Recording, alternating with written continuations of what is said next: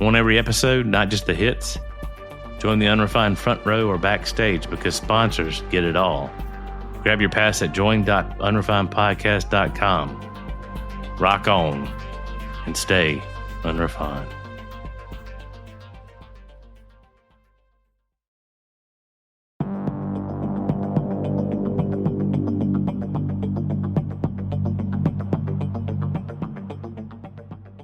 You're the coffee pot. You provide it there. If they're interested, they can take it, but you don't have to make them drink it.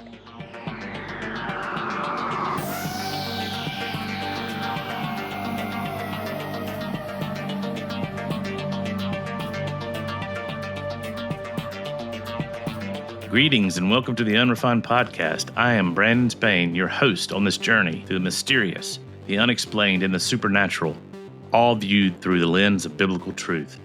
Connect with us and gain access to exclusive content at unrefinedpodcast.com. Now, for this week's episode. All right, you guys. We are in for a treat and all kinds of fun and new stuff today. We have a new guy on our show. We call him Herd because we call him Herd. And he's in the process of working on his new podcast, The Withered Hand, and he is going to be a co-host on our show for a little while or as long as he wants. And we got Jen, who is in the house, and she's going to be like our guinea pig today. She's going to be the one talking probably most. And Lindsay, my eternal co-host. And dude, this is going to be a good show. So I just want to ask you guys a question. Have you ever dropped a fringe theory at the dinner table and watched everyone go quiet? Today, we're tackling how to bring your spouse, friends, acquaintances into the blurry side of things. The strange, the supernatural, and the spiritually suspicious, without scaring them off or getting them to start a family intervention. So, boom, let's start this off. Jen, what I want to start off, I'm gonna be first up at bat. I want you to talk a little bit about what motivated you to even get this started, to even get into this subject and start researching it and thinking about it and writing all this good quality stuff down and everything. So what got you started with this? Well, first of all, your intro was hilarious. So I dropping something at the dinner table, right? Everybody goes quiet.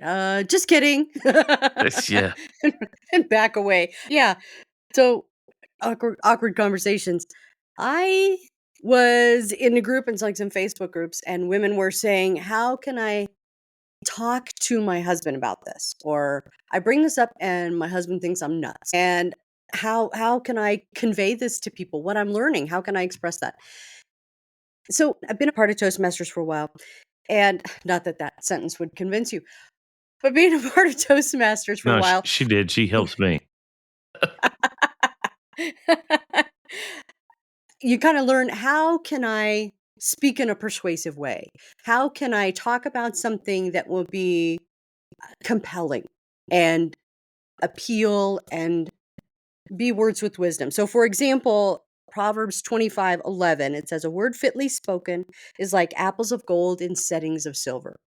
How can I find the most winsome way to convey, the most compelling way to convey an idea so that it will reach people? So that's kind of where my mind goes all the time when I'm thinking about how can I express something to somebody. I don't want to do it in an antagonistic way. I want to do it in a convincing way, but that doesn't frighten people, right? You don't want to be that crazy-eyed person say, okay, so let me tell you, I'm so excited. And you just jump into them because you're going to lose them. People are going to back away from you like you're nuts. So this was a response to a lot of people asking questions, especially a lot of women in the group. How can I tell my husband about this? I thought, okay, let's talk about some ways and let's frame that. And I think it was something, spending some time with the Lord about this. This is kind of the way I process. So I'll get this idea and then I'll mull it over and I'll think about it. And he'll give me things like, well, you can say this and you can add in this and Bible verses and whatnot to go with it. So I have several points. I don't know if we're going to get to all of them. Hey, How, No, I just want to add into this, though. This is not an exclusive podcast just for wives, for husbands. Like I said in the intro, I put quotes evangelization on my intro because, I mean, it is a form of evangelization. There is good news in the fringe world and how it's transformed all of us. Anyway, I just want to throw that out there. No, that's very good. And I appreciate you saying that, because it's not just directed towards husbands. It's kind of a mindset saying, how can we better communicate these new things that we're learning so they don't think we're crazy. So one of the things too, I have some kind of framework. I want to tell you where I sit before I show you where I stand. So in the sitting here, defensiveness, when we get defensive or when we are treated with dismissiveness, those are signs of both fear and pride. Pride keeps you silent when you should speak and makes you speak when you should be silent. And truth does not need to be defensive, irrational, or evasive. So if somebody says, well, that's not true, when they come and attack you and you feel instantly defensive, that's a fear response. And we've talked previously on past episodes, when we have something to fear, that's not from the Lord. We need to assess that and step back. If you feel like you have to defend them, like, what am I going to lose here? What am I afraid of? What am I afraid is going to happen here if this person doesn't believe me or think about what I'm saying or agree with what I'm saying? And so we have to step back from that and we have to take out that. But also the dismissiveness, that comes from pride. And I'll just say a little bit about my husband. He's one of those, he's wicked smart. And very rational and more of a natural mindset. And he's come along as I've kind of talked and dropped things and used some of these techniques. But when you are dealing with that, right, and somebody who's very smart and they understand a lot of things, and you say something that's totally outside, there tends to be a dismissiveness, like, oh, she's crazy. Would you like some chocolate or something like that? It's just so dismissive. So be aware that you can have fear and pride interacting, and that is not a good place for a discussion. You can't have a good discussion when you're having that fear and pride interacting. So there's also the reality of cognitive dissonance, because Can you unpack that a little bit for our audience? Yes. Cognitive dissonance, if you think of dissonance, would be like a bell, right? A big bell, and you have the hammer on that bell and it goes bang, and it's vibrating back and forth in your head. That would be cognitive dissonance. You're thinking this thought and it is vibrating around, and I'm not sure where it fits and where does it go with all the other things. It's really very unsettling. But realize that all of us at some point in this process about learning these fringy topics, learning these things and where they fit in a biblical worldview, we have all experienced cognitive dissonance. So we need to realize the person that we're talking to could be right in the middle of cognitive dissonance. And then you need to kind of step back and let them think that out and be ready for questions, but let them work on that and work that out in their own minds. Jesus, when he would deal with people, and this is more of like telling you where I sit here, my perspective, and then we'll get to practical things that you can try. When Jesus dealt with people, he would deal with the intent of the questions and the comments, not necessarily what the questions and the comments were. So, for example, the rich young ruler comes to Jesus and says, Master, what do I need to do to be saved? Or teacher, what do I need to do to be saved? And he's like, why do you call me teacher? So there was something there in the intent. Jesus was looking at the intent and dealing with it that way. So if somebody is completely dismissive of something you're saying or arguing and disagreeing with what you're saying, just try to think about what is the intent, what is behind the comments that they're making. Is it dismissiveness? Is it cognitive dissonance? Are they fearful that these new ideas will threaten their worldview that they've had all their life? Maybe. So just try to look for what that might be behind there. Yeah, I was going to add that you see that a lot in how Jesus deals with people. They come to him with a question, but he knows the intent of their heart, and he often comes back with another question. Like the man who at the pool that wanted to be healed. I have no one here to put me in. And then Jesus goes on to say some other things, but yeah, exactly what you're. Understand the intent of people's heart. Why are they asking these questions? Why are they acting this way? Do more to understand their heart there. So that's great advice. Yeah. And there's been times when I prayed, like, Lord, how can I communicate to this person? Give me something to say. Is there something way you want me to do this? What am I missing here?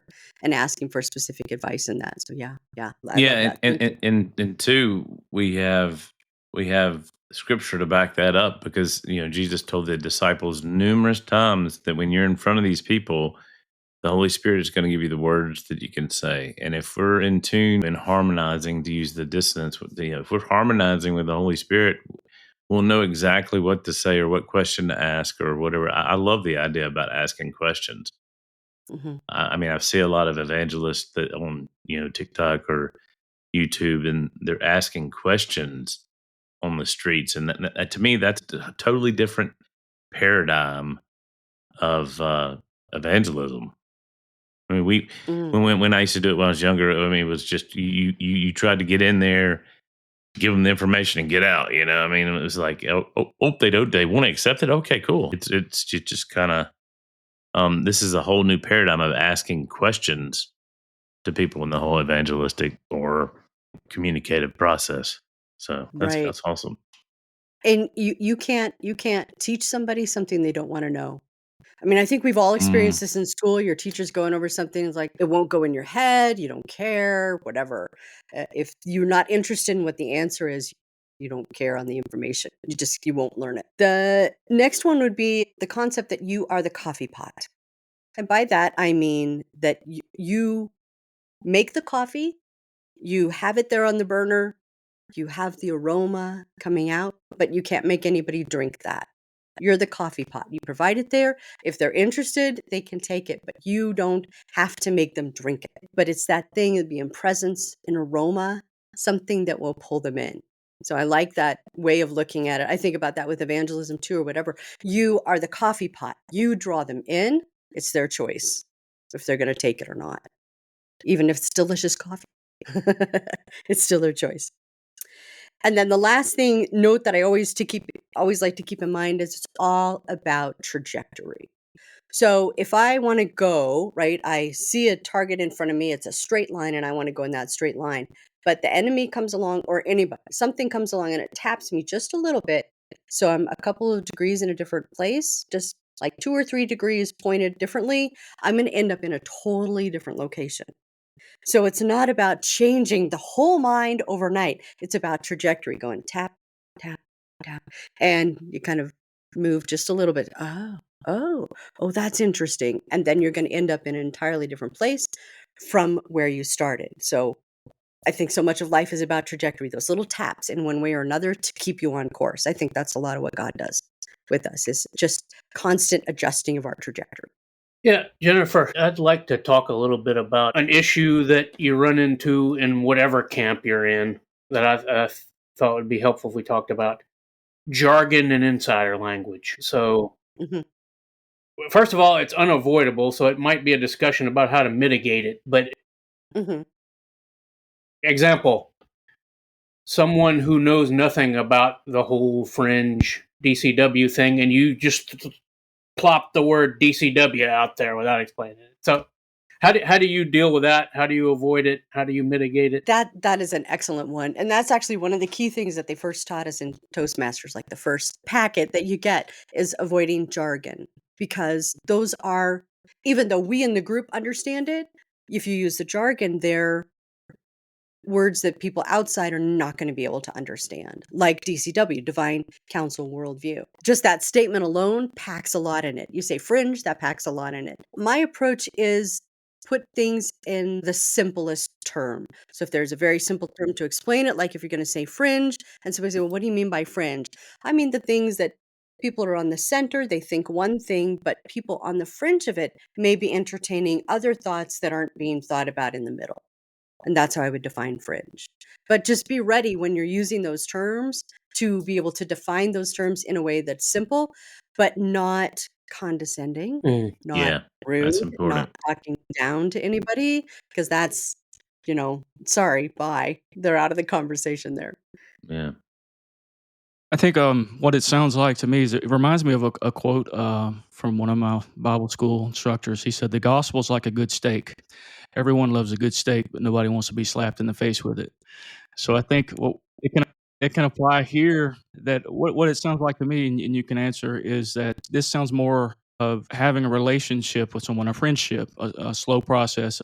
And true friendships, we take the feelings of others into the equation first. You know, how are they going to respond to this? What's this going to sound like? So it sounds like this, like many things, just takes some patience, a little jab here, a little jab there. So is that what it sounds like? You need to develop a friendship, is what I'm asking you with with the people you are talking to. I would definitely say you need to have some sort of relationship where they are open to those kind of communications.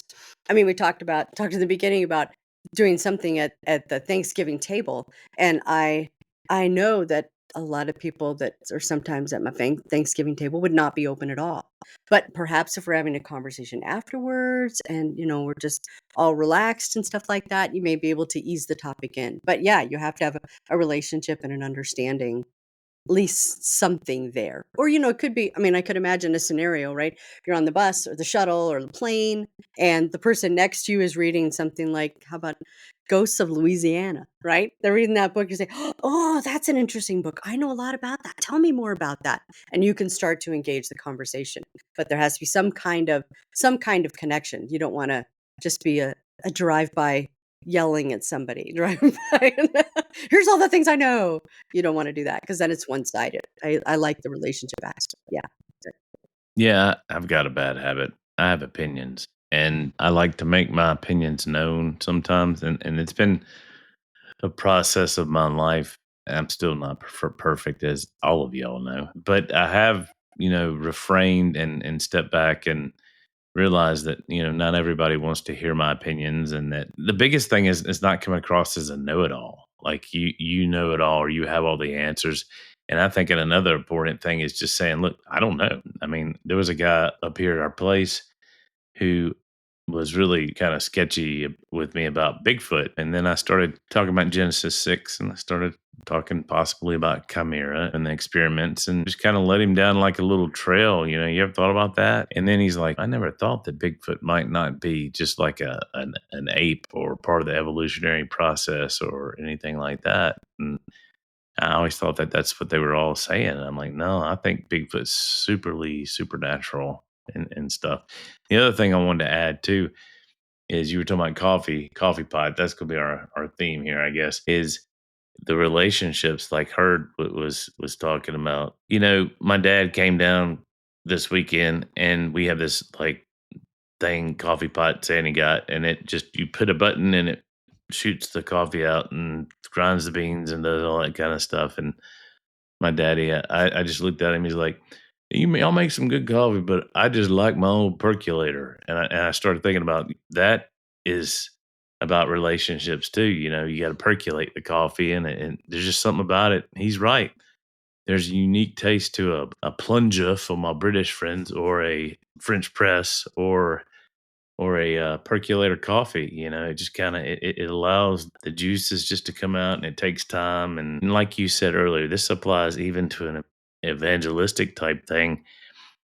And I like the fact that this whole thing we're talking about today is basically an entree to be able to share the gospel, to be able to share Jesus, to be able to share the Mhm. worldview we believe in, to be able to share, like, this is what's going on in the world. And it's perfect. I've used fringy stuff to share the gospel several times, particularly with my son and with other people.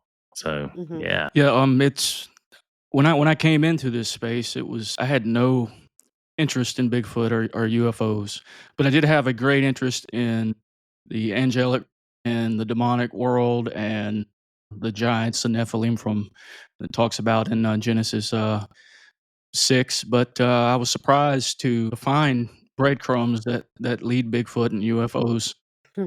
and tie that all in. That's the great thing about this space is there's just so much more that you can receive and have and have a greater picture of everything. And for some folks, it may be there. I know people that have walked away from mainstream Christianity because they had questions that couldn't be answered. And I think it may not be a salvation issue to all of us to have all this blurry information, but to some it is. Mhm. I know that it's enriched my life a lot, but yeah, everything is points back to Jesus. Everything is supernatural. It's Mhm. And that's what's amazing to me. So That's the thing, being able to take these fringy things, take ghost stories, take demonic entities, take all of that and work that all together and say, this is actually part of the gospel. And I could see people I've heard about that, people walking away from the faith and just leaving it. You're right, because I go to my pastor and he has no answers for this thing that's coming at me in the middle of the night, and I don't know what to do. And if he's got no answers, who's got the answers? And then they go to the New Age, or they drift around until they can find it. But that's one of the benefits here, is that we can offer those answers, that the answers are there in Scripture. And we can kind of, looking at it this way, not trying to convince somebody, but putting your arm alongside somebody and say, hey, I know this. I believe what you're saying. Let me tell you more about this, because there's hope and there's a solution for this.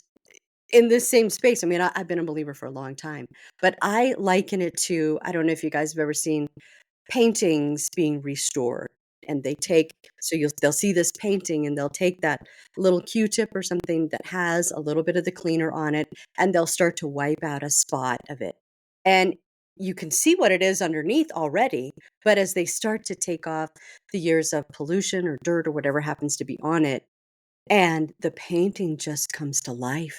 It becomes brighter and more vivid, and the details are richer, and it's awesome. It's awesome to see that. So that's what I think this learning about these things is like. I know the basics of the gospel, but then taking that little brush and cleaning those things off, it's like it was there all along and I missed it. I couldn't see it. So I love that part about it. I love that. It has enriched my life, just like you were saying, Hurt. Definitely. Yeah, and we're definitely not the first to at least on the evangelism part. Heiser did it for years. Michael Heiser would go to UFO conferences.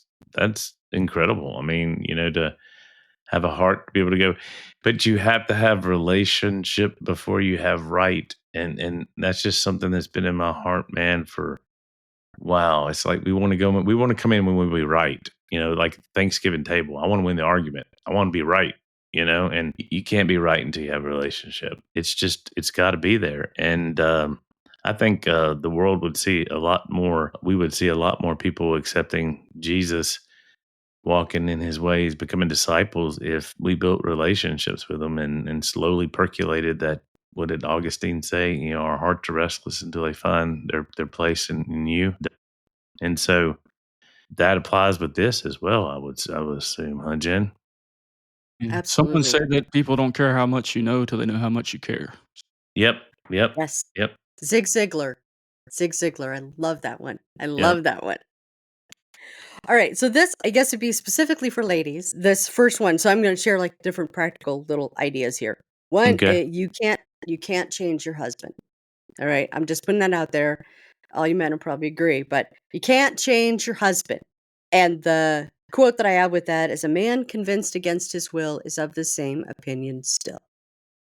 If I try to push my husband or manipulate my husband or bully him or make his life miserable, become a contentious woman because he won't agree with me, he may still have the same opinion, but now we've, like you were saying, Brandon, we've damaged the relationship. Yeah. Because I wanted to twist him and convince him into something that he wasn't ready to do.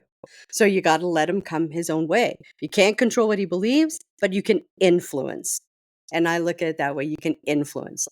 Control versus influence. A good picture of that is if you're playing soccer or hockey or whatever.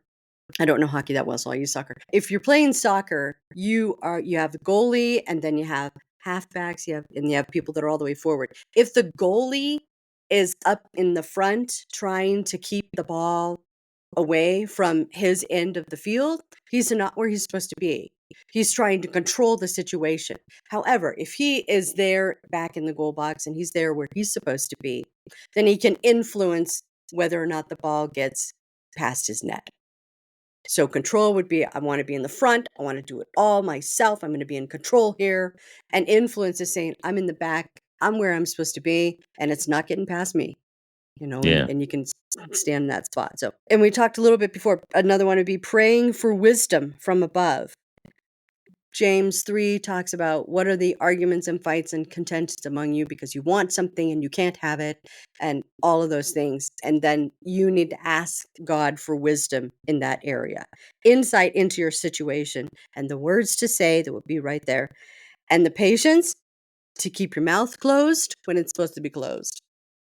Have you ever been to some place and a car salesman or a TV or something like that, the salesman comes up to you and he will not get off your elbow, and he's there and he's, well, what about this and this and this has 1800 and all of those things, right? And you want to say, could you just back off for a minute and let me think here and let me assess myself, give me some time and space to figure it out? And also make no mistake, this is a spiritual battle.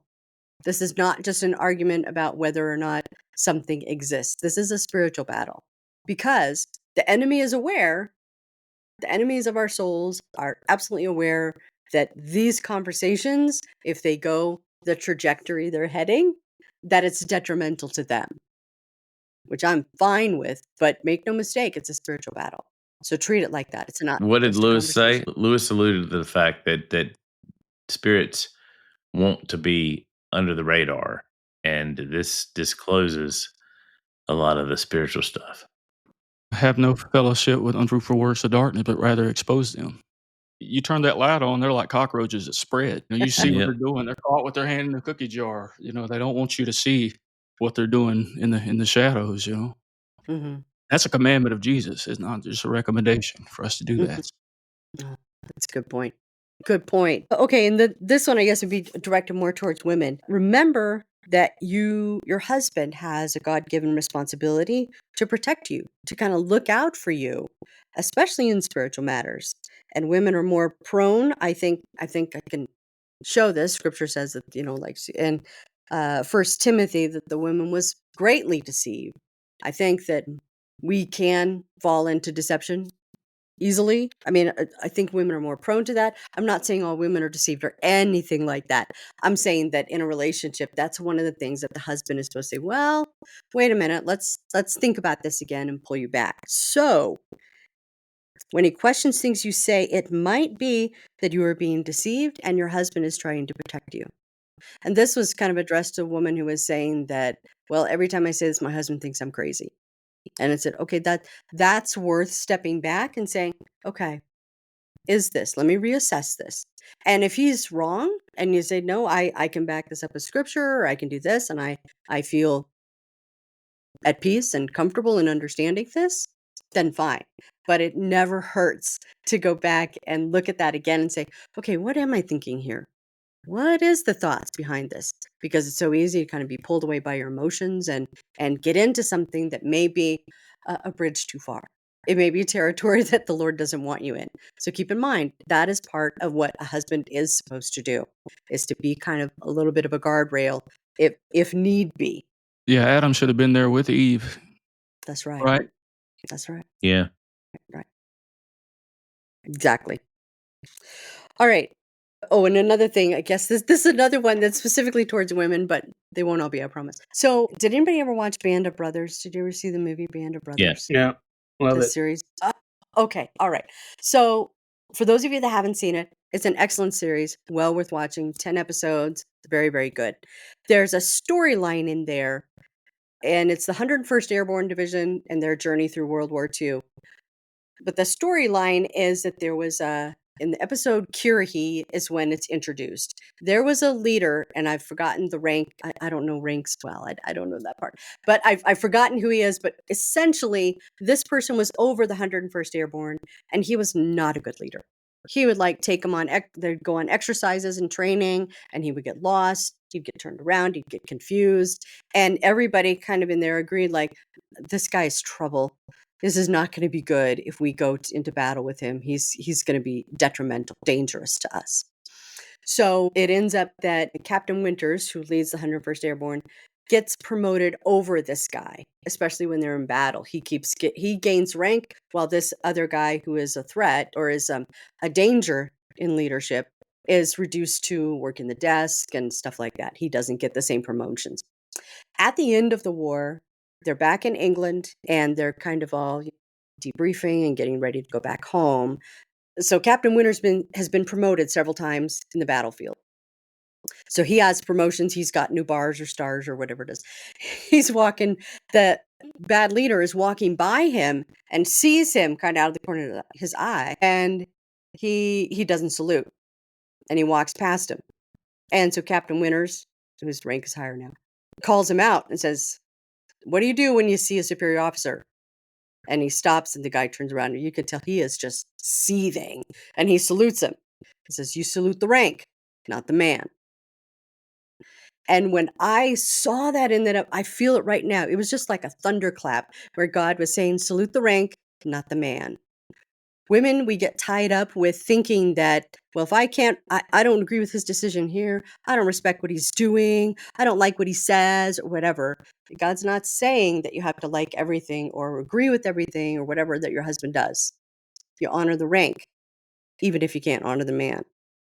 It's the rank, the position that he's put in. So I think that, especially for women, we can get in a place where we want to supersede that and we get angry about it or whatever. But even in the Garden of Eden, we were to be side by side, and he was first. That's the rank. It's not less than. It's just a different rank. So that's helped me when I think my husband's being a jerk. I respect the rank, even if I can't respect the way the man is behaving right now. That's the rank that the Lord has put in, so respect and honor that. All right, so here we're going to go. I think these are questions that everybody can enjoy here. Ask questions and listen. So say something like, on this last podcast, they said ... What do you think of that? And actually listen to what they're saying. Listen to what the objections are and try to understand that this will demonstrate that you want a conversation, not a lecture. You want to converse about this, and your input will have more value that way. I'm listening to you, you're listening to me. We're having a reciprocal, reasonable conversation, not explosive, not argumentative. I'm hearing what you're saying, you hear what I say. And respect the point of view of the other person. Don't dismiss it or trash it. Kind of like that. And the example I give, you remember when you were dating and y'all hung on each other's every word, like, oh yeah, that's so. Treat it a little bit more like that. I'm going to respect what you say and listen because I actually care about you. See, that's the difference between a lecture or just spewing all over somebody. You actually demonstrate that you care about the other person. And it goes back to what you say. They don't care how much you know until they know how much you care. And so if you're actually caring about it, people are going to be much more receptive to listening to what you're saying and thinking you're not cuckoo bananas.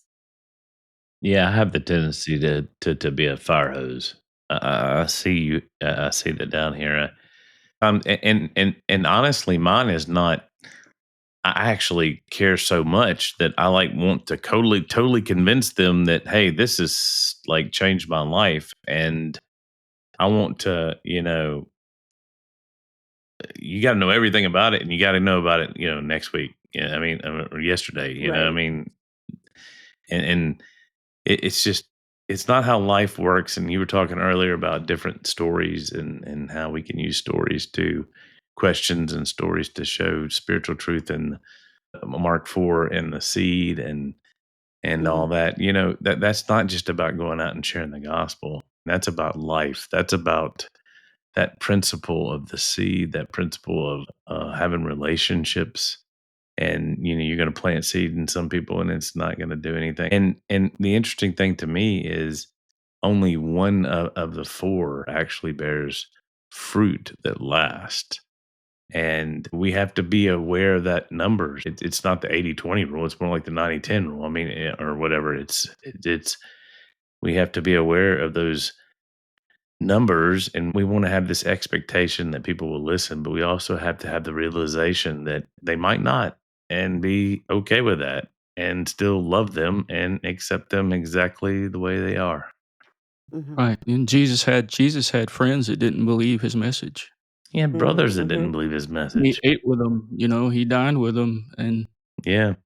but he was still their friend. If they didn't believe what he said yesterday, he still sat down at the same dinner table with them and talked to them. Mm-hmm. There may have been people that walked past him that saw him hanging on the cross and said, I don't know if that man was God, but he was the best friend that I've ever had. Mm-hmm. So you never know. You just To the be fringy friend. people, I want to add that's, and if we want to bring this up, Jesus was fringe. He was Yeah. fringe, you guys. Maybe not in the sense we define it today, but he was not in the center of society. He was on the peripheral, and he definitely loved the people that were on the peripheral of society. Highways and byways, yeah.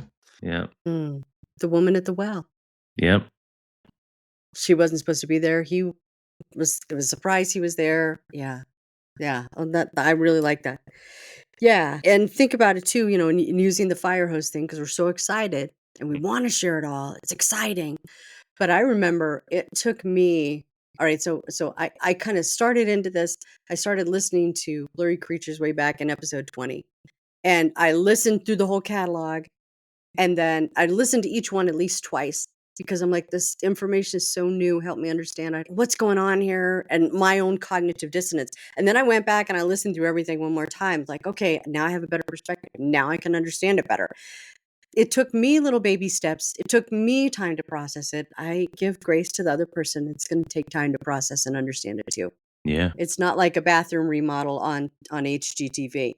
It's going to take longer than a half an hour. Yeah. I mean, if it wasn't for Lindsay, I mean, I used to listen to Coast because I thought it was fun and it was amusing, and I had no biblical framework for it. I just thought it was just neat stuff. But, Mm-hmm. a series of dreams before Trump was elected, and then Lindsay just saying, "Hey, you need to listen to Blurry Creatures," and then Sword and Staff was still out too, and you listen to Josh and them on the Sword and Staff, and you're right. It took me a while.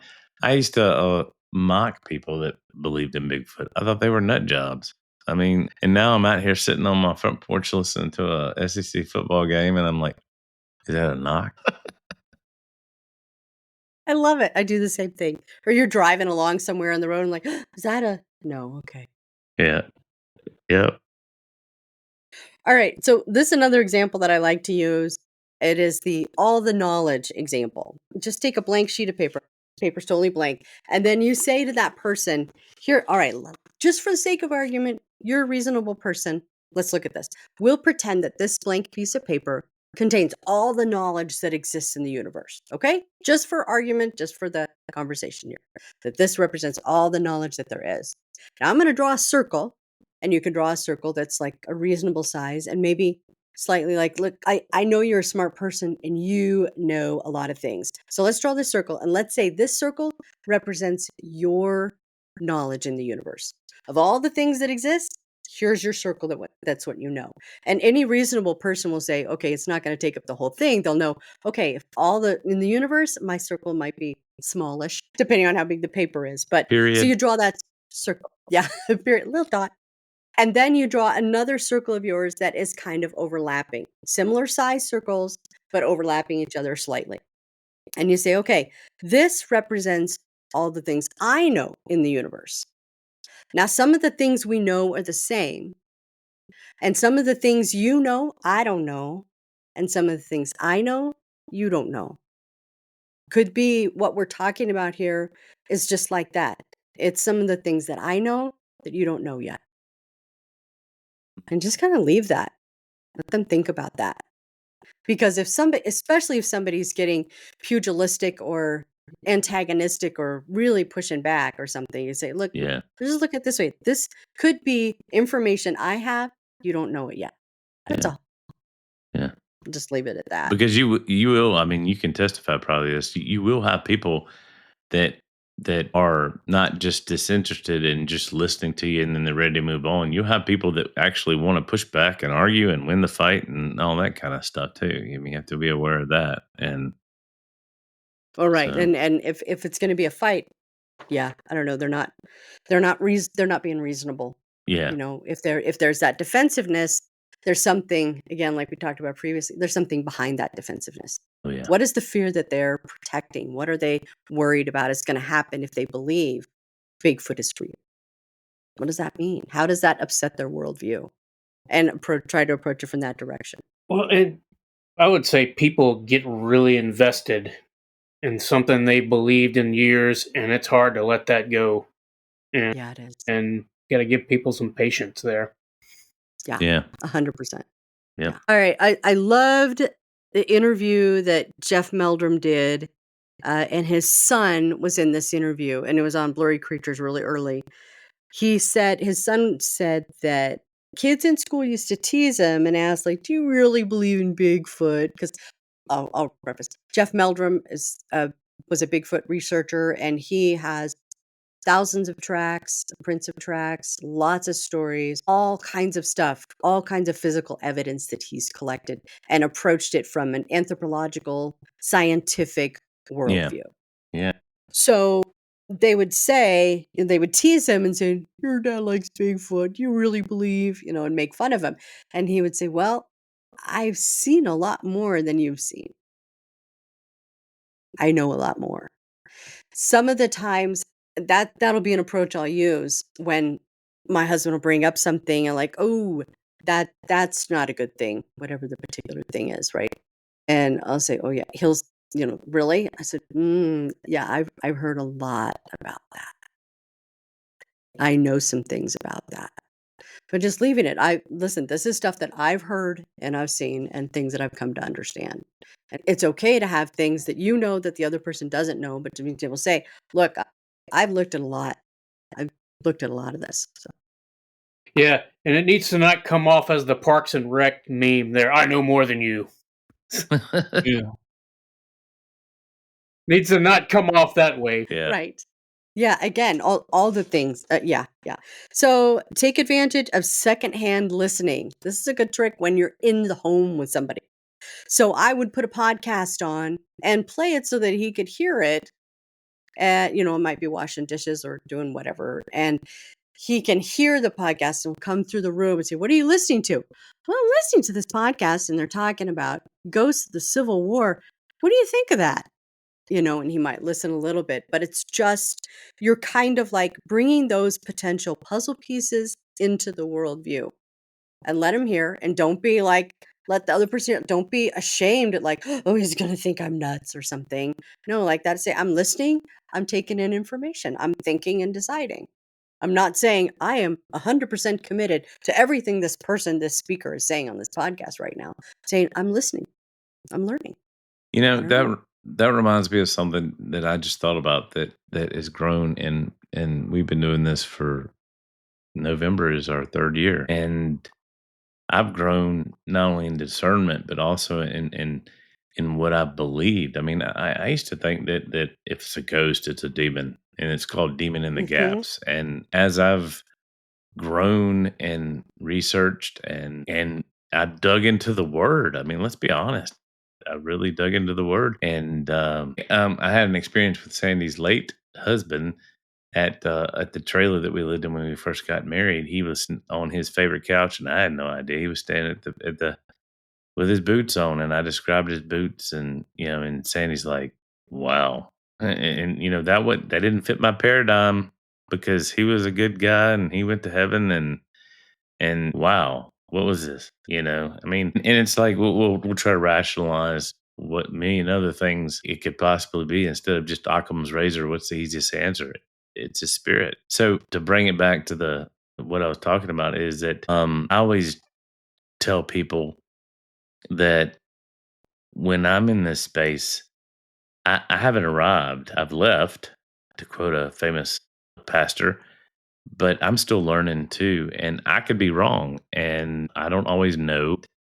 I'm still going to keep growing in this whole space, and it just amazes me how that happens, and we have to go into it with that mindset of the like, I know everything, like the meme, or I know all, and that we're still in the process of growing in all this, and if anybody just says like they're the ultimate fringe expert in Bible stuff, just kind of makes me go, eh. There's a book I read, 1800s. Of course, they use language differently. It was like how to master the English Bible, and I'm like, oh my, master the English Bible? Anyway, who's going to master the Bible? I think it needs to master us. Mm-hmm. There you go. Amen.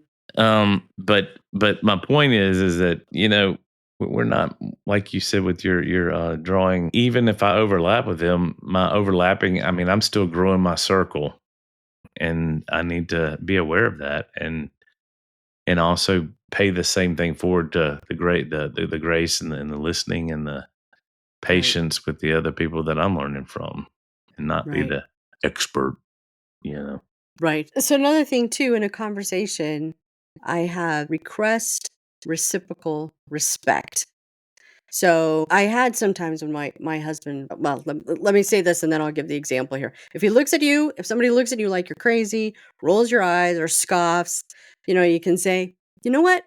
I listen to you when you talk and I treat what you're saying with respect. I would appreciate if you treat me the same way. Show me you're That's good. open-minded and give me a fair hearing. Mhm. I mean, you Yeah. have to treat him the same way, but that say, hey, I treat you with respect. I expect you to treat me with respect. Yeah, you And come not to the table just with the mindset of you care about what they have to say and why they're saying it. So an example I gave with my husband, I mean, I actually said that to him. I was talking about something at one point, and he's like, yeah, very dismissive all of a sudden. And I said, hey, listen, I'm sharing with you something that is important to me that I'm thinking. I would appreciate if you listen to me and not treat me like I just said. I saw a unicorn running down our street. And I have to say now, after several years of listening to that and hearing Gary Wayne once say that unicorns might have been the war horses of the Nephilim, I have to switch that example. I can't use that one anymore because it might actually be, I mean, if I saw a unicorn on the street, I'd be surprised, but not surprised. I would, Yeah. Yeah. I yeah. get you. Yep. But it's like saying that, hey, come on, pay attention. Treat me as a peer here. Show me how open-minded you are and give me a fair hearing. Yeah. So, That's yeah. reasonable. Totally. hmm And I give positive feedback. This has been one of my favorites between my husband and I. So I mentioned that my husband's like very, very smart.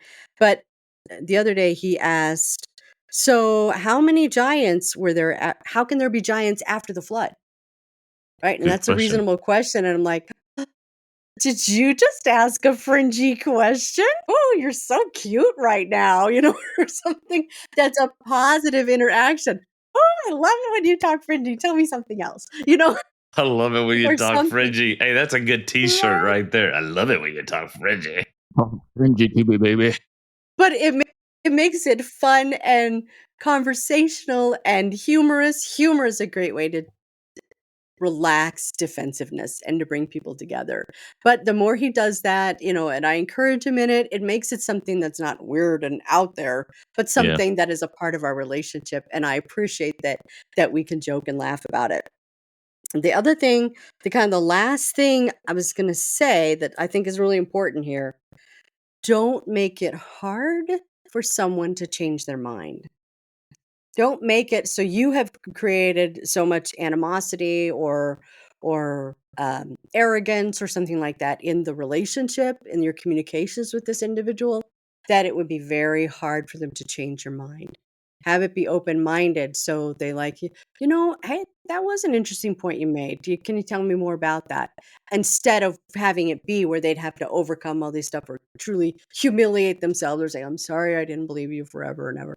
No, just make them an open door when they change their mind, when they begin to understand this worldview that you're trying to present, that you welcome them in, not like they have to reach some sort of portal or step across something of judgment where they have to do that. It's just like when in James, when it says, if anyone lacks wisdom, let him ask of God, who gives to all men abundantly and without reproach. So if they come to you and say, this is making sense now, don't reproach them. Eat that point. crow. Let me see it. I want to see you eat that crow. Yeah. That's a great relationship. Yeah. Don't do Yeah. that. Don't do that. No, don't do that. That's kind of about it. I think it's a lot to get people started. But yeah, there's a lot of ways that we can talk about it and opening doors. A lot of it is listening, asking questions, being reasonable, talking to the person with respect. All of those things will open up the doors to be able to communicate this amazing worldview that God is beginning to show us. Yeah, I want to bring up one more thing that it just kind of hit me when you said something that it triggered it in my head in a good way. Mr. Blurry, Pastor Bandon. Yeah. Yeah, and in his conspiracy book, he talks about the fact that if what you believe cannot be disproved, it cannot be real. I mean, that's my summary of it. Hmm.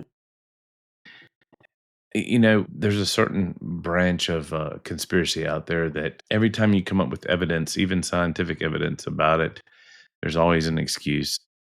So Yeah. you go, either the information's incorrect, or you can't trust the source, or you can't. I'm going to be, because I got people on my cast that might believe this, and hey, I want them. They've arrived at that decision. That's fine, but we have to be careful when there's always an answer. Mm-hmm. When there's always an answer. I think I said this earlier, and I kind of want to end it on this. I think that we just need to get to a place to where we can just say, I don't know. Yeah, I 100% agree with that. The way I look at it is kind of like a huge puzzle. I used to have a small puzzle, and I thought, Jesus, God, demons, whatever. I had my worldview and it was all contained in that puzzle. I still have those elements there, but the puzzle is a lot bigger than I thought, and God keeps putting in other pieces. All right, somebody said they saw a ghost. Where does that fit?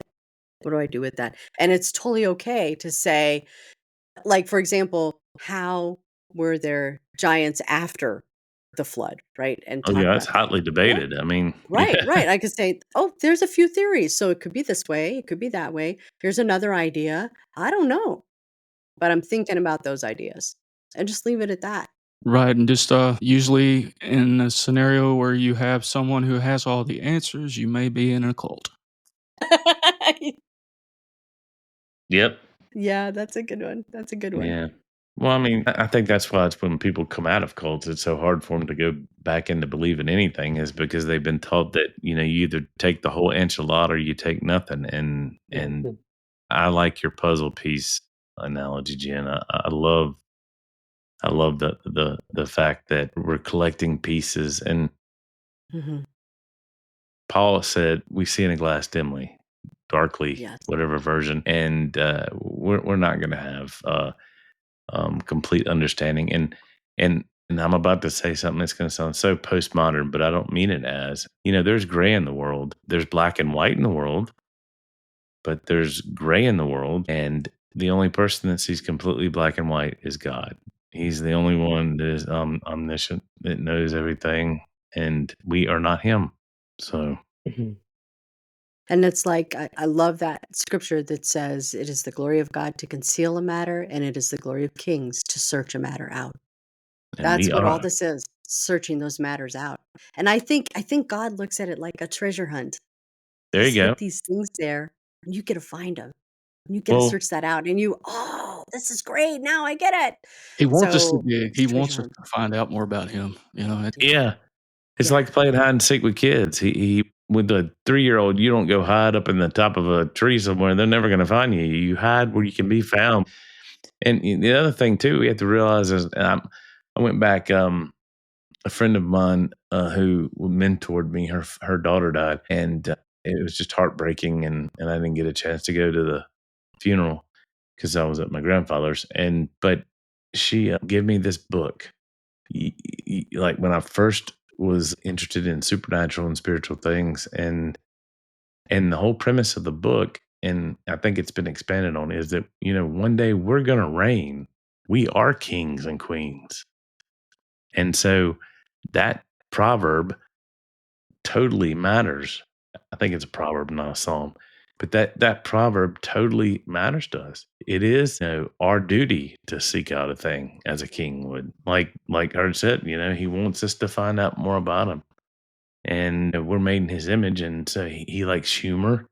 He likes challenge. I still think he likes to challenge us with stuff, to see if we can push through, and if we're going to give up or whatever. And he's just an amazing God. He's amazing. And we'll never fathom the depths of him. nor probably the worldview that he's created or what's going to happen after. I mean, we're worried Mhm. about, what's going on now. Like, what's going to happen after? Mhm. You know, I think eternity will not going to be long enough for him to reveal all that he is to us. We'll continue to learn things about God, when we're in heaven. Yeah. Eternity's not long enough. It's it's going to be a ride. Yeah, and I don't know if this is good Heiser exegesis, but I've always heard that the angels before him say holy, holy, holy all the time because they're always constantly finding out something new about him. Mm. It might be some shade tree theology, but it sounds good. I like it. So, well, guys, look, man, this has been great, and I'm excited to get this out there because, I mean, we need to do some practical fringe world type stuff, and I hope that in the days coming up, we're going to dive into pareidolia and talk about that, and then I remarked in one of my things about our podcast we released, sometimes the discerners need help with discernment, and that's why we need the body of Christ. That's why we don't need to be Lone Ranger, high sheriffs of heaven, heresy hustlers. We need to be a body, and we can discern, and that's why the gift of the spirit of discerning of spirits or discernment happens corporately with people in relationship. So anyway, well, I love you guys. Thank you for being on the show, and we'll see you guys later on down the road. Thanks for listening and supporting us. And remember, stay naturally supernatural.